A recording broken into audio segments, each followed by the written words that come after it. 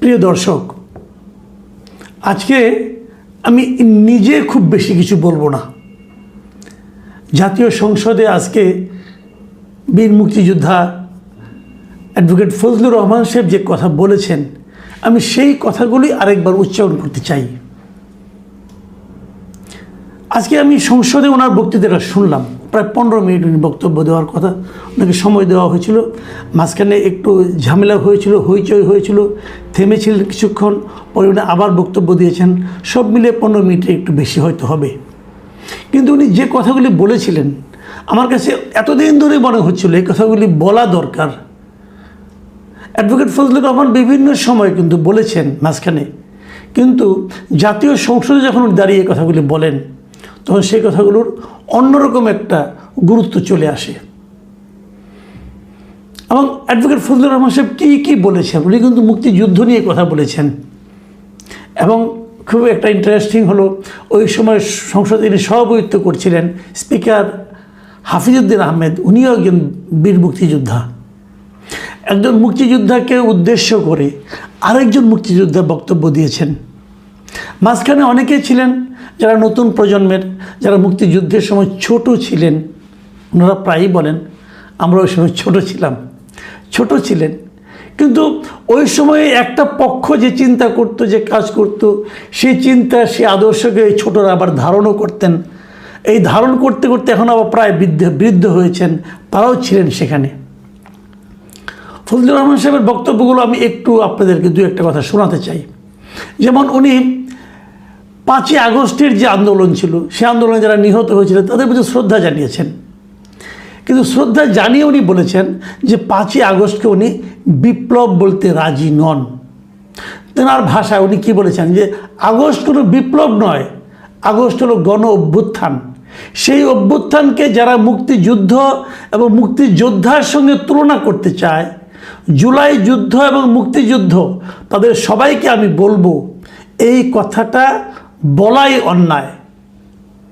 এবং তারপর উনি একটু তুলনা করতে গিয়ে বলেছেন, প্রশান্ত মহাসাগরের সঙ্গে কুয়ার তুলনা এবং হিমালয় পর্বতের সঙ্গে টিলার তুলনা করার মতো হবে এই দুটো তুলনা। অনেকে কিন্তু আমরা শুনেছি গত বেশ কয়েকদিন ধরে, গত 1.5 বছর ধরে, এটা 5ই আগস্টকে তারা বলতে দ্বিতীয় মুক্তিযুদ্ধ, দ্বিতীয় স্বাধীনতা, তারপরে আপনার বিপ্লব হয়েছে। ভাই, বিপ্লব এত সহজ না। বিপ্লব অন্য জিনিস। বিপ্লবের পিছনে একটা আদর্শ থাকে, বিপ্লবের পিছনে একটা বিপ্লবী সংগঠন থাকে। এটা এভাবে বিপ্লব হয় না। যা হোক, আমরা বিভিন্ন সময় বলেছি ছোট মানুষ, আমাদের গলার আওয়াজ তো এত দূর যাবে না। কিন্তু আজকে ফজলুর রহমান সাহেব যেভাবে, যে ভঙ্গিতে কথা বললেন, ওনার বয়স 77 বছর, কিন্তু উনি যেভাবে কথা বললেন, আমার কাছে মনে হলো যে এই সমস্ত লোকদের পক্ষেই মুক্তিযুদ্ধ করা সম্ভব। আমি মাঝে মাঝে মেজর হাফিজউদ্দিন আহমেদ, যিনি স্পিকার, ওনার কণ্ঠ সেই ধরনের কথা শুনি। মুক্তিযুদ্ধের আসলে কাউকে তোয়াক্কা করতো না, ওনাদের বিশ্বাস ওনাদের মুখ দিয়ে উচ্চারিত হতো। সেই দৃশ্য যেন আমি আজকে আবার দেখলাম। তিনি জামায়াত সম্পর্কে বলেছেন। জামায়াত ইলেকশনের আগে একটা ধারণা তৈরি করা হয়েছিল, একটা আওয়াজ তোলা হয়েছিল যে জামাত সংখ্যাগরিষ্ঠতা পেয়ে যাচ্ছে। কেউ বলেছিল জামাত নাকি 2/3 পেয়ে যাবে। তখন ওই ফজলুর রহমান সাহেব কিন্তু বারবার বলেছেন, আমার অনুষ্ঠানে অনেকবার বলেছেন, এবং সেই কথাটা উনি আবার উচ্চারণ করেছেন। তিনি বলছেন, আজকে যেটা বললেন আমি পড়ে শোনাচ্ছি আপনাদের, যে আমি হতভাগা ফজলুর রহমান বলেছিলাম জামাত জোট যদি মেজরিটি পায় তাহলে আমি বিষ খাবো। এই কথাটা বলেছি, কথা সত্য, আমি বলে যাচ্ছি।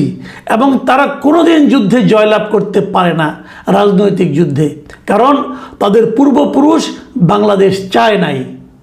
এবং তিনি আরও বলেছেন, যতদিন রয়্যাল বেঙ্গল টাইগার থাকবে মুক্তিযোদ্ধা জিতবে, রাজাকার কোনো দিন এদেশে জয়লাভ করতে পারবে না, আমি চ্যালেঞ্জ দিয়ে গেলাম। উনি সেই চ্যালেঞ্জটা আবার দিলেন। কেন? এর পেছনে অন্তর্নিহিত কী শক্তিটা ওনার কাজ করেছে। আমিও কিন্তু সেটাই বলি, যে এই বাংলাদেশ নামটা আমরা যে কারণে পেয়েছি, যার মাধ্যমে পেয়েছি, যে মুক্তিযোদ্ধাদের মাধ্যমে পেয়েছি, সেই যুদ্ধটাকে আপনি, যে যুদ্ধের যে আদর্শ, সেই যুদ্ধের যে প্রেরণা, সেটাকে আপনি ছোট করে দেখতে পারবেন না। সেই প্রেরণা, সেই আদর্শ বারবার এই ভূখণ্ডে জয়লাভ করবে এবং এটাই স্বাভাবিক। মুখে অনেক অনেক কিছু করবে, অনেকের শাসন নিয়ে মানুষ বিরক্ত হবে, কিন্তু ভোট দেওয়ার সময় ওই প্রসঙ্গটা বড় হয়ে দেখা দেবে। সেটা হলো যে আমাদের উৎসটা কোথায়, আমরা কোথা থেকে এলাম, এই দেশটা কোথা থেকে এলো, এই পতাকা কোথা থেকে এলো। সেই প্রশ্নগুলো মানুষ যখন নিজেকে একবার করবে, তারা তখন ওই মুক্তিযুদ্ধে যারা বিরোধিতা করেছিল, যারা এই বাংলাদেশ চায়নি, তাদের পক্ষে ভোট দিতে পারবে না। ফজলুর রহমান সাহেব কিন্তু এই কথাটাই বলেছেন। ওনাকে নিয়ে যে কথাগুলি বলা হতো এই গত 18 মাস, এই 18 মাসে কিন্তু অনেকে ওনাকে নানাভাবে অপমান করার চেষ্টা করেছে। ওনার বাসার সামনে নানা ধরনের স্লোগান দেওয়া হয়েছে, ওনাকে অপমান করার জন্য অশ্লীল কথা বলা হয়েছে। সেই সময়ে উনি অনেক অপমানিত হয়েছেন এবং তার জন্য ওনার দলও ওনার বিরুদ্ধে ব্যবস্থা নিয়েছিল। তারপর উনি চুপ করেছিলেন। সেই কথাগুলি আজকে উনি আবার উচ্চারণ করলেন। আমি ওনার কথা থেকে আবারও পড়ছি। উনি বলেছেন, আমরা কি মুক্তিযুদ্ধ করি নাই? যেমন বিরোধী দলের নেতা বলেন, তাকে আমি অসম্মান করি না, সবসময় মাননীয় বলে কথা বলি, কিন্তু তার দলের লোকজন এখানে বসে আছে, তারা আমাকে ফজা পাগলা বলে কথা বলে, তারা নাকি সভ্য, তারা নাকি ইসলাম। এবং উনি যে বলেছেন, ওই দিন বলল যে আমার দাড়ি পাকা, আমার চোখের সব পাকা। উনি আমার চেয়ে 10 বছরের ছোট, আমার বয়স 78 বছর, আমি 48 সালে জন্মগ্রহণ করেছি, উনি 58 সালে জন্মগ্রহণ করেছেন। এবং এক পর্যায়ে স্পিকারটাকে থামে বলে, এই ধরনের কথা কি ওনাকে কেউ বলেছে? উনি জোর দিয়ে বলেছেন, হ্যাঁ বলেছে। যা হোক, এবং উনি বিরোধী দলের নেতার একটা কথার ব্যাপারে উনি আপত্তি করেছেন, মানে ডক্টর শফিকুর রহমান, জামাতে যিনি আমির, তার সম্পর্কে উনি বলেছেন যে বিরোধী দলের নেতা, উনি মুক্তিযুদ্ধ পরিবারের লোক এবং উনি শহীদ পরিবারের লোক এবং উনি জামাত ইসলাম করেন। এটা ডাবল অপরাধ। মুক্তিযোদ্ধা পরিবারের লোক কেউ জামায়াত করতে পারে না, শহীদ পরিবারের লোক জামায়াত করলে ডাবল অপরাধ করেছেন। মানে ওনার বক্তব্যটা কিন্তু ক্লিয়ার যে যার কারণে আমি শহীদ হলাম, যে আমাকে হত্যা করলো, আমি যদি তার দল করি, তাহলে সেটাকে কিন্তু ভালো বলার কোনো সুযোগ নেই। যদিও এটা জামাতে ইসলামের উনি জবাব দিয়েছেন, সেই জবাবটা আমি পরে আসবো, পরে ওনার জবাবটা আমি বলবো। এবং এখানে আরেকটা কথা বলেছেন ফজলুর রহমান সাহেব, এটা আমার মানে খুবই ইন্টারেস্টিং মনে হচ্ছে। উনি বলেছেন যে আমাদের নেতা জিয়াউর রহমানকে পেলে এরা হত্যা করত 16ই ডিসেম্বরের আগে। এই কথাটা কিন্তু একটা নির্মম সত্য। ধরা যাক, হাইপোথেটিক্যালি ধরেন আপনি মুক্তিযুদ্ধ চলার সময় যদি জিয়াউর রহমান এই রাজাকারদের হাতে, আলবদরদের হাতে ধৃত হতেন, ধরা পড়তেন, আপনার কি মনে হয় জিয়াউর রহমানকে তারা ছেড়ে দিত? তা মেরে ফেলত। সেই কথাটা যদি ফজলুর রহমান সাহেব বলেন, এর অন্যায়টা কোথায় হলো? উনি এই জাতীয় সংসদে শোক প্রস্তাব নেওয়া হয়েছিল, সেটারও উনি একটু সমালোচনা করেছেন। উনি বলেছিলেন যারা যুদ্ধ অপরাধী ছিল তাদের ব্যাপারে যে শোক প্রস্তাব নেওয়া হয়েছে এই সংসদে, এটা একটা খুবই দুর্ভাগ্য। উনি এই শোক প্রস্তাবে যুদ্ধ অপরাধীদের ব্যাপারে শোক প্রস্তাব নেওয়াটা ভুল হয়েছে বলে উনি সংসদের সমালোচনা করেছেন। আরেকটা কথা, যে কথাটা ইদানিং কেউ বলে না এবং বলা জরুরি, আমি কিন্তু অনেকদিন আগে থেকে বলে আসছি, সেটা হলো উনি বলেছেন, আমি ওনার কথাগুলি পড়ে শোনাই। উনি বলেছেন পুলিশের ব্যাপারে যে ইনডেমনিটি দেওয়া হয়েছে, 5 আগস্টের পরে যে থানা লুট হয়েছে, পুলিশ হত্যা হয়েছে, তারা তো তখন যুদ্ধ করে নাই, তারা তো নিরপরাধ। এত অস্ত্রগুলো কোথায়? 5 আগস্টের পরে যে ঘটনাগুলো হয়েছে সেগুলো তো কোনো আইনে ইনডেমনিটি পাওয়ার কথা না, সেটার জন্য তদন্ত হওয়া উচিত।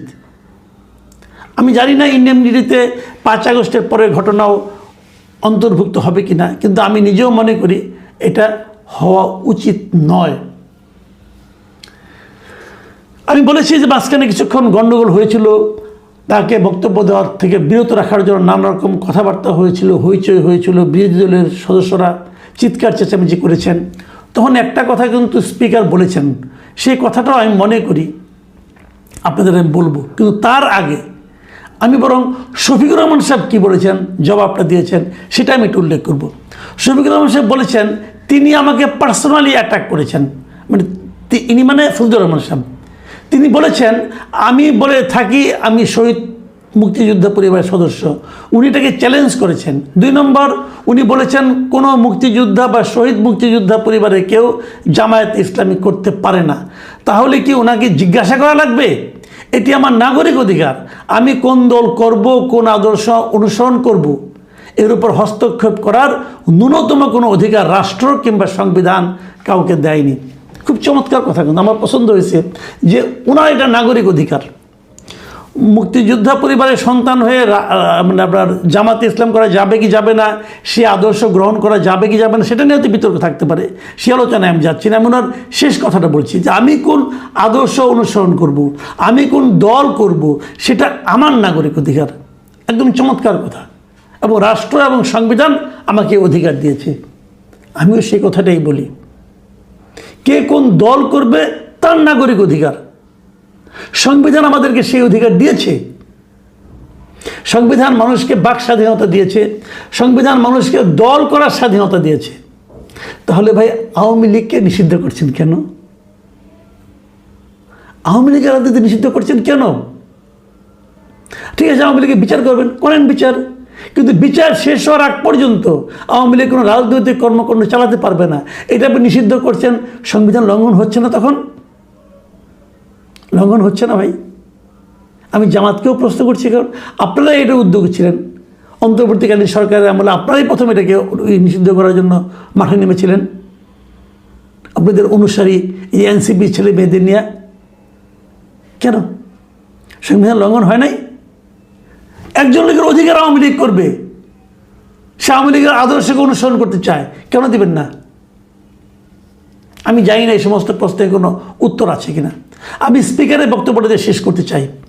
যখন ওই হইচইগুলি হচ্ছিল, স্পিকার একটা কথা বলেছেন যে মাননীয় সদস্যবৃন্দ, সারা জাতি দেখছে, লাইভ টেলিকাস্ট হচ্ছে, আমি প্রতিদিনই বলি যে রুলস অফ প্রসিডিউর বইটা একটু পড়েন। যদি এই সংসদ বিধি মোতাবেক পরিচালিত না হয়, এটি আর জাতীয় সংসদ থাকবে না। এবং তিনি আরও বলেছেন কি, যে প্রত্যেকেরই বাক স্বাধীনতা আছে। যদি সরকারি দলের কোনো সদস্যের বক্তব্যে আপনাদের আপত্তি থাকে, আপনারা এরপরে তার বিরুদ্ধে যুক্তি খণ্ডন করুন, কিন্তু শিশুরাও লজ্জা পাবে এই ধরনের আচরণে। আমি স্পিকারের কথাকে সাধুবাদ জানাই। আসলেই সংসদ টেলিভিশনে না ধারাবাহিকভাবে সবাই দেখতে পারে, আমিও মাঝে মাঝে দেখি। আমার বাসায় কোনো শিশু নেই, কিন্তু আমি বলতে পারবো না শিশুরা কী করে, তবে আমি নিজে মাঝে মাঝে কিন্তু ওনাদের আনাড়িপনা দেখে, ওনাদের অসহিষ্ণুতা দেখে মাঝে মাঝে আমিও লজ্জা পাই। আর যদি শিশুরাও লজ্জা পায়, তাহলে তো আমাদের ভবিষ্যৎ প্রজন্মের কাছে আপনাদের অবস্থানটা কী দাঁড়াবে একবার ভেবে দেখবেন। প্রিয় দর্শক, আমি আজ বেশি কিছু বললাম না, খালি এটুকুই বললাম যে আমরা আগামীতে একটা ঐক্যবদ্ধ গণতান্ত্রিক বাংলাদেশ দেখতে চাই। সেই দেখার পথে আমরা কতটুকু অগ্রসর হচ্ছি সেটা নিয়ে আপনারা ভাববেন। আল্লাহ হাফেজ।